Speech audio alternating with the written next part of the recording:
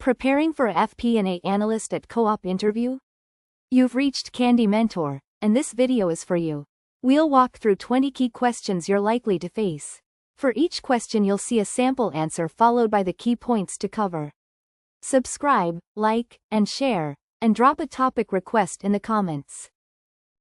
Question 1. What does FP&A contribute to a business like Co-op? FP&A connects financial information with better business decisions. At Co-op, I would help build budgets and forecasts, explain actual performance against plan, and highlight the operational drivers behind sales, margins, labor, and costs. I would also challenge assumptions constructively and turn analysis into recommendations, such as adjusting promotional activity or resource allocation.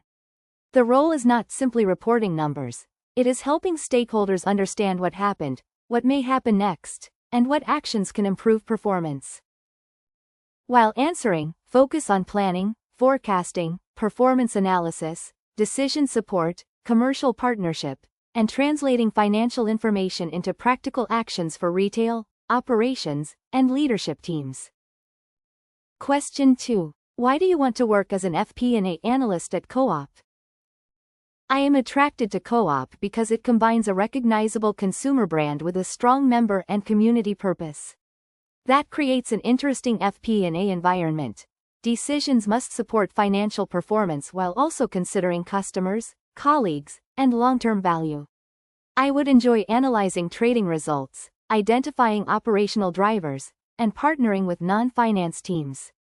The role also fits my strengths because I like turning detailed data into clear recommendations that help leaders make practical, accountable decisions. Make sure to cover Co-op's member-owned purpose, customer and community focus, the scale and complexity of its operations, and how your analytical skills can support commercially responsible decisions. Question 3. How would you build an annual budget for a Co-op retail division? I would begin with a clean baseline of historical actuals, separating recurring performance from one-off items. Then I would model key drivers such as store numbers, like-for-like sales, volumes, price, mix, gross margin, labor hours, rent, and investment. I would validate assumptions with commercial and operational stakeholders, create downside and upside scenarios, and document ownership for each input. After challenge and approval, I would establish monthly phasing, reporting templates, and clear variance thresholds for ongoing control. In your answer, talk about historical performance, business drivers, stakeholder input, assumptions, scenario analysis, review controls, and aligning the final budget with strategic priorities and operational capacity. Question 4. What is the difference between a budget, forecast, and long-term plan? A budget is an approved financial target for a defined period, usually the next financial year. A forecast is management's latest view of expected performance and should change when new evidence emerges. A long-term plan looks further ahead, linking strategic choices, investment, growth, and funding requirements. In practice, I would compare actuals with both budget and latest forecast, while using the long-term plan to test whether short-term actions support Co-op's broader objectives. Be sure to mention purpose, time horizon, level of flexibility, strategic context, reforecasting frequency, and how each tool supports different management decisions rather than competing financial outputs. Question 5. How would you analyze a sales shortfall against budget? I would first quantify the gap by week, region, store type, category, and channel to identify where it originated. I would then separate price, volume, mix, timing, and promotional effects, checking whether external factors or data issues influenced the result. Next, I would discuss the drivers with commercial and operational teams. My output would distinguish explanation from action, such as revising promotions, improving availability, adjusting assumptions, or updating the forecast. Focus on decomposing the variance into volume, price, mix, channel, location, timing, and promotion, then connecting findings to operational causes and recommending specific corrective actions. Question 6. Which KPIs would you monitor for a convenience retail business? I would monitor total sales and like-for-like growth, transaction volumes, average basket, gross margin, promotional effectiveness, availability, waste, and stop loss. On the cost side, labor productivity, occupancy costs, operating expenses, and profit conversion are important. I would also consider working capital measures such as inventory days and supplier performance. The key is not to view KPIs in isolation. Stronger sales with weaker margin or rising waste may indicate that growth is destroying value. In your answer, include sales, like-for-like growth, transactions, basket size, gross margin, availability, waste, labor productivity, stop loss, operating costs, and cash or working capital measures. Question 7. How would you explain a gross margin variance to a non-finance manager? I would explain gross margin as the money retained from sales after the direct cost of products. To explain a variance, I would separate selling price, volume, product mix, supplier cost, promotional, waste, and markdown effects. For example, sales could exceed budget while margin falls because customers bought more lower margin items or promotions were deeper than planned. I would use a simple bridge, confirm the operational cause, and finish with actions and the forecast impact. Make sure to cover a plain English explanation, price-volume mix analysis, product cost changes, promotions, waste, supplier terms, and a concise conclusion focused on controllable actions. Question 8. Describe how you would perform a monthly management reporting process. I would start by confirming the close timetable, data sources, and responsibility for each schedule. After loading actuals, I would reconcile totals to the ledger and investigate unusual movements before producing reports. I would compare performance with budget, forecast, and prior year, using materiality thresholds to prioritize commentary. I would review explanations with budget owners, challenge unsupported assumptions, and present a concise pack showing outcomes, drivers, risks, and actions for leadership. Be sure to mention close deadlines, data validation, actual versus budget analysis, commentary, stakeholder review, management packs, quality checks, and escalating material issues before final distribution. Question 9. What would you do if actual results were loaded incorrectly into a forecast model?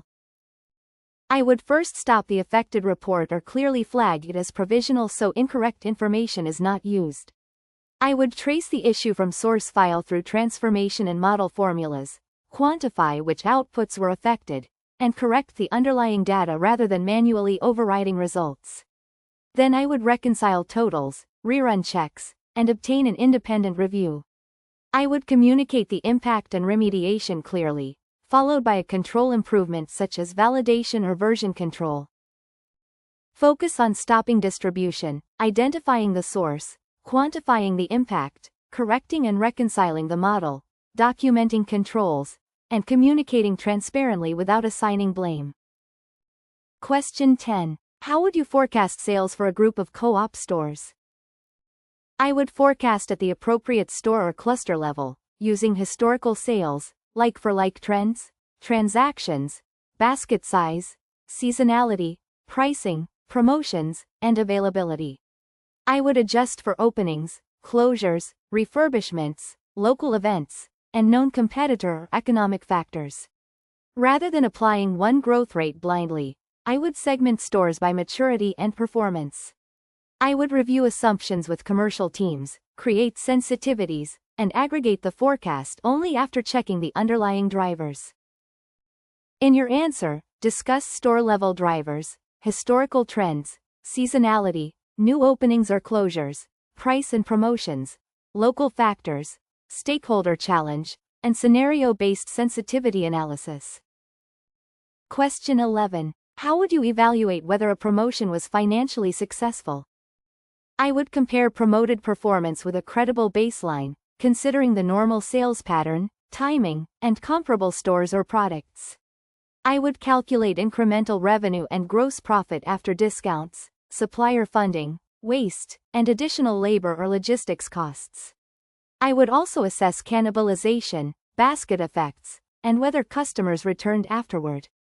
A promotion is successful only when incremental contribution and strategic benefits justify the investment, not simply when headline sales increase. Make sure to cover incremental sales, baseline demand, gross margin, funding, cannibalization, stock and waste effects, customer behavior, and whether the promotion created profitable rather than merely reported growth. Question 12. Tell me about a time you challenged a stakeholder's forecast assumption. In a previous analysis, a stakeholder assumed costs would remain flat despite a planned increase in activity. I first understood the operational rationale, then compared the assumption with recent run rates, supplier pricing, and workload data. I built a base case and a sensitivity showing the likely cost impact, rather than simply rejecting the estimate. We agreed a more realistic forecast with monthly monitoring. That approach preserved the relationship and improved forecast credibility. Be sure to mention evidence, respectful communication, understanding the stakeholder's perspective, scenario modeling, agreed actions, and the measurable result of your challenge. Question 13. How would you prioritize competing requests from senior stakeholders? I would clarify the decision each request supports, the deadline, the required level of precision, and the consequences of delay. I would prioritize requests linked to major decisions, financial control, customer impact, or fixed reporting deadlines. I would then estimate effort, identify reusable analysis, and communicate realistic delivery times. If priorities conflict, I would escalate with options rather than silently missing deadlines. Throughout, I would protect data quality and document assumptions. Focus on business impact, urgency, decision deadlines, regulatory or control requirements, effort, dependencies, transparent communication, and maintaining accuracy instead of accepting every request immediately. Question 14. What Excel skills would you use in an FP&A analyst role? I would use structured Excel models with clearly separated inputs, calculations, outputs, and checks. Sum ifs, XLOOKUP, pivot tables, logical formulas, and charts would support reporting and driver analysis, while Power Query could improve repeatable data preparation. For forecasts, I would build assumptions that users can change easily and include scenario controls and reconciliation checks. I would avoid unnecessary complexity, label sources clearly, and ensure another analyst could understand and review the file. In your answer, include structured modeling, sum ifs, XLOOKUP or index match, pivot tables, error checks, scenario analysis, charts, Power Query where relevant, and clear auditability. Question 15. How can Power BI or similar tools improve FP&A reporting? Power BI can reduce manual reporting by connecting controlled data sources to repeatable dashboards.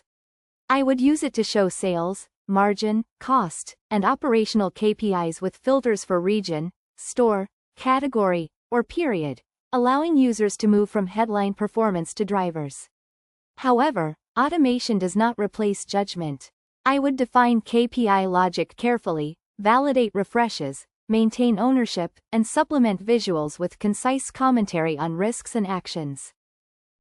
Talk about automation, single source data, dashboard usability, drill down capability, refresh controls, KPI consistency, stakeholder self-service, and retaining thoughtful commentary alongside visual reporting. Question 16. What is variance analysis, and how do you make it useful?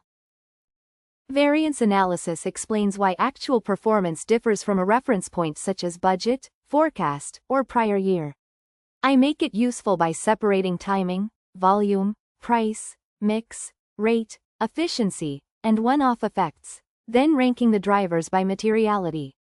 I also distinguish controllable from uncontrollable factors and assess whether the issue is temporary or likely to continue. The final message should answer what happened, why it happened, and what management should do next. Make sure to cover identifying differences, materiality, driver decomposition, timing versus permanent effects, accountability, trends, decision relevance, and converting analysis into clear corrective actions. Question 17. How would you assess a proposed investment in store technology or refurbishment?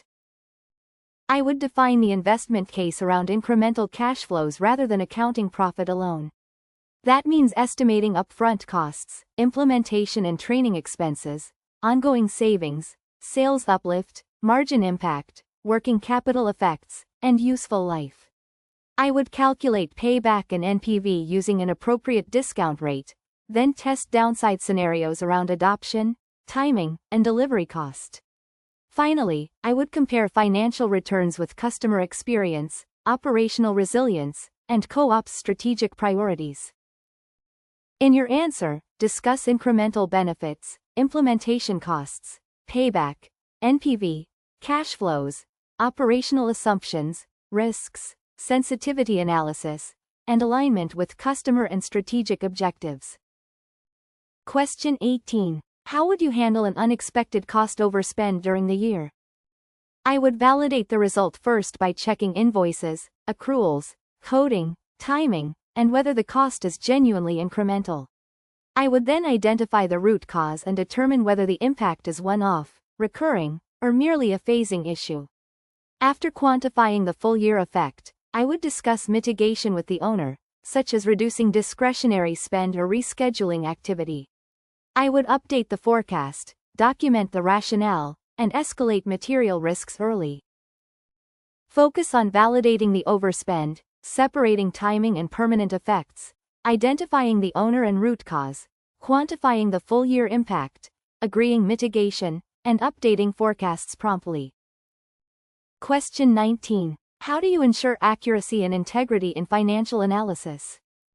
I use a repeatable control process, confirm source data, reconcile totals to the general ledger or approved reports, test formulas, and perform reasonableness checks against prior periods and operational metrics. I separate inputs from calculations, control versions, document assumptions, and obtain peer review for important outputs. I also label estimates clearly and restrict editing where practical. Accuracy is essential, but I would raise issues transparently rather than delay decisions by pretending uncertainty does not exist. Be sure to mention source validation, reconciliations, formula checks, version control, reasonableness testing, peer review, documentation, access discipline, and clear separation between facts and estimates. Question 20. What would you do in your first 90 days as a Co-op FP&A Analyst? During the first month, I would learn Co-op's structure, reporting calendar, systems, KPIs, and business priorities while meeting finance and operational stakeholders. In the second month, I would take ownership of recurring reporting, validate key assumptions, and understand the main drivers behind performance. By month 3, I would aim to deliver reliable analysis independently and identify one practical improvement, such as simplifying a report or automating a repetitive check, while respecting established controls. In your answer, cover learning the business model, understanding reporting calendars and systems, building relationships, validating key drivers, delivering early value, and identifying improvements without changing controls prematurely. If you are still with us, congratulations! You are much ahead of the rest and serious about preparing for your interview. We hope we were able to add value to your preparation and create some helpful content. Do not forget to like and share this video. Your small act can do great things for us.